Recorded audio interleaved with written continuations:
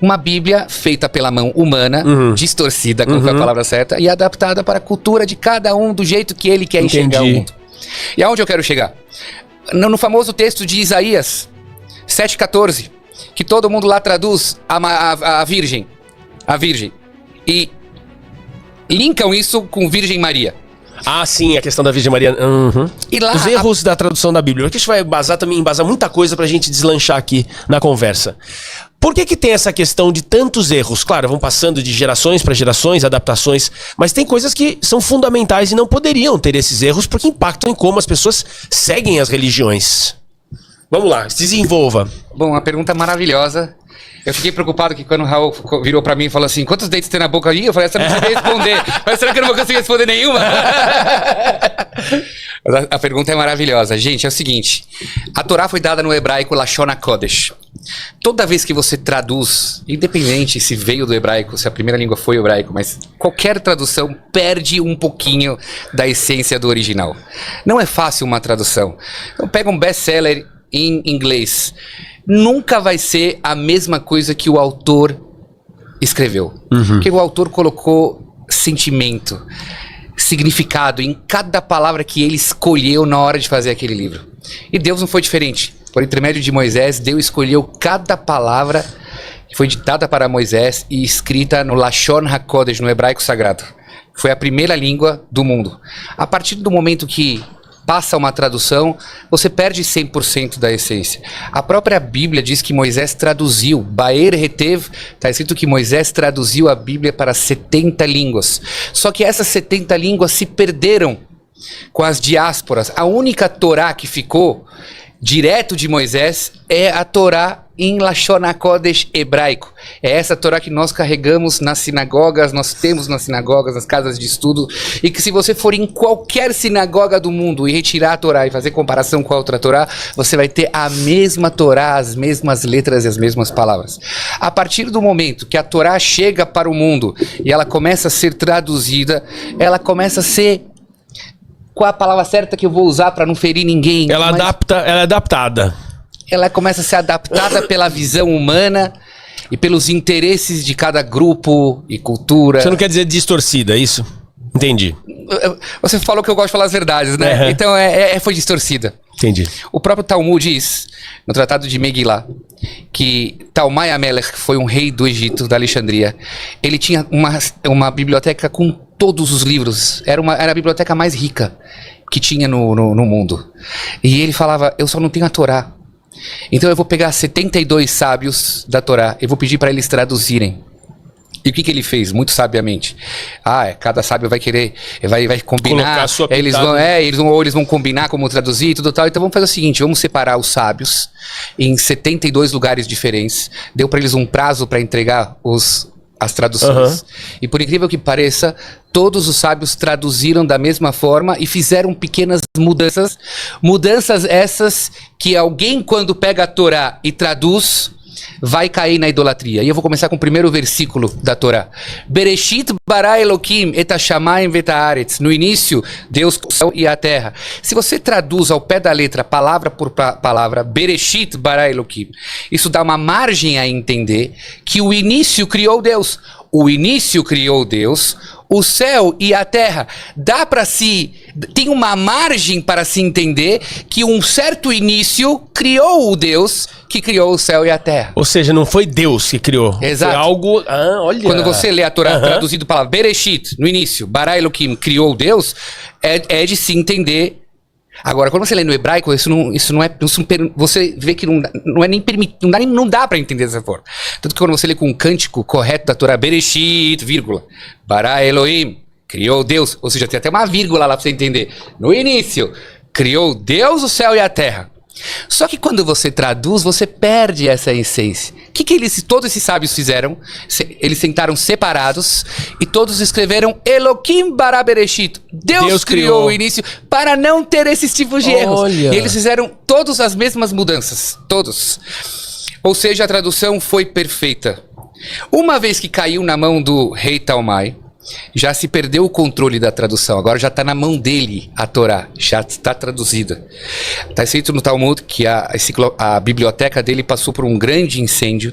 Nem todos os livros foram recuperados, mas a Bíblia já tinha passado, já estava em outras mãos, que aí foi para o grego, enfim, foi para outras milhares de línguas até chegar no dia de hoje. O que isso origina? Uma Bíblia feita pela mão humana, distorcida, como foi a palavra certa, e adaptada para a cultura de cada um do jeito que ele quer enxergar o mundo. E aonde eu quero chegar? No famoso texto de Isaías 7,14, que todo mundo lá traduz a virgem. A virgem. E linkam isso com Virgem Maria. Ah, sim, a questão da Virgem Maria. Lá, a palavra que está sendo usada é Alma. Alma não é virgem. Em hebraico, a tradução de Alma é uma moça jovem, podendo ser ou não uma virgem. Só que as pessoas, a maioria das Bíblias traduzidas, que não são judaicas, não foram traduzidos por sábios judaicos que têm a tradição, traduziram virgem. Isso permite as pessoas dizerem, olha, tá vendo, tem uma profecia explícita lá dizendo de uma tal virgem, que aí linkam a Maria, e que de lá vai nascer um menino que vai se chamar Emanuel, que ele vai ser a salvação, enfim, e aí pronto, todas as profecias se concretizam em Jesus. Só que a palavra alma no hebraico, agora tá falando uma pessoa que é especialista no hebraico, de dentista eu não sou, não sei quantos dentes tem na boca, mas eu sei que alma é uma moça que pode ou não ser virgem. Não está se referindo a uma virgem, está se referindo a uma moça que já tinha filhos e vai ter mais um filho. Lá era um sinal que o profeta está dando para um rei que está desesperado, que possivelmente vai perder uma guerra. Não se preocupa, a moça vai ter um filho e até ela ter esse filho, que é uma coisa iminente, essa guerra não vai acontecer. Ele deu um sinal. Já de acordo com esses que traduzem que Alma é uma virgem, essa profecia está sendo dita há 700 anos depois. O que a gente não concorda é que uma profecia não pode ser falada de uma forma assim, sem uma data, um prazo, um entendimento 100% do que vai acontecer. A profecia era, naquele específico caso, para um rei desesperado que ele precisa de uma solução. Foi dado para ele um sinal. Olha, esse sinal vai ser um sinal para você que não vai acontecer essa guerra que você está achando. Você não vai perder o reinado. Isso tudo nasce de traduções equivocadas, distorções e interesses do humano em manipular escritos sagrados. Meu Deus. Olha, você falando dessa maneira dá até medo.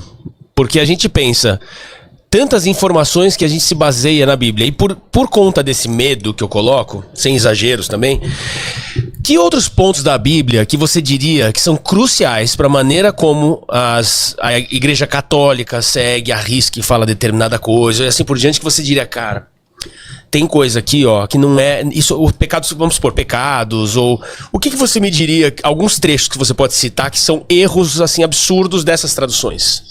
Veja, eu posso dizer outras interpretações que eu vejo no mundo cristão quando vem olhar a Bíblia e criticam os judeus. Eu recebo muitos comentários de, não somente cristãos, de todos os tipos de religião. Não, mas esse teu Deus é o Deus do ódio. É só você olhar a Bíblia de vocês, olho por olho, dente por dente, pega, se o cara machucou o outro, machuca ele, tudo tal. Isso tudo são interpretações equivocadas também da nossa Bíblia, que apesar de estar escrito olho por olho, dente por dente, nós judeus recebemos a Torá escrita junto com a Torá oral. E eu queria te explicar isso com a sua permissão. Por favor. Assim, o que é a Torá oral? Moisés recebeu a Torá escrita no Monte Sinai. Junto com a Torá escrita, nós judeus acreditamos que veio junto para ele uma Torá oral. O que seria a Torá oral? Seria as explicações dos preceitos escritos. Se a Torá oral fosse escrita, teríamos alguns problemas. Primeiro, a Bíblia seria muito maior do que ela é. Segundo, não permitiria o estudo e o aprofundamento, estaria tudo lá escrito. E não existiria espaço para a Bíblia se tornar um livro muito mais do que um livro comum. Como referência. Eu vou te falar uma coisa, você pega um gibi hoje, você lê ele uma vez, duas vezes, na terceira não há mais para ler. Você concorda comigo? Sim. Acabou, já sei a história. A Bíblia você pode ler 1, 2, 3, 4, 5. Toda vez que você lê ela, você se conecta mais, você entende mais, você chega em novas interpretações, desde que não fere a explicação.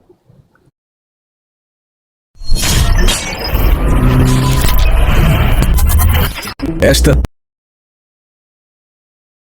chegue novas interpretações, desde que não fere a explicação essência Certo. do que está escrito. Isso é a Torá oral. Veja, a Torá fala para nós judeus: coloque o filactérios perante os seus olhos, o tefilim, como a gente chama. Já viu aquele quadradinho que judeus colocam na cabeça ao amanhecer? Pra orar. Sim, orar. sim. Como é que judeus sabem esse As negócio fitas que fica aqui? Como é que eles sabem isso? Na Torá não está escrito: amarra aí no seu braço, um sinal que vai ficar no seu coração, amarra aí no seu cabelo, a sua cabeça, entre seus olhos, que poderia ser muito bem aqui, entre os olhos. Como a gente sabe que é aqui? Como a gente sabe, tudo isso, Deus veio para Moisés e fala: eu quero que você faça o tefilim com uma caixinha feita de couro, de um animal que seja kasher, apropriado para comer. Eu quero que você amarra desse jeito, quero que seja quadrado, não é redondo e tudo tal. Os judeus só conseguem fazer os preceitos com essa tradição da Torá oral passada de pai para filho, para avô. Veja, a Torá fala: você vai fazer o corte da sua carne. Que corte é esse da carne? Un maltem besar orlatchem. Corte o pedaço da carne que cobre. Cobre o quê? O que é isso? O que tá falando? Que corta a orelha, corta o nariz? Não, como eu sei que é o prepúcio, que é a circuncisão? Porque os sábios vieram e explicaram que é lá. Deus falou para Moisés que a pele que cobre é a pele que cobre a glande. Se não fosse a Torá oral, daria para qualquer um falar: eu posso cortar uma outra pele que recobre qualquer outra parte do corpo e tira, e pronto, já é uma circuncisão. Cada um talvez interpretaria do jeito que queria, que quisesse. Mas não tem uma outra interpretação. Foi passada para Moisés que essa é a pele do prepúcio.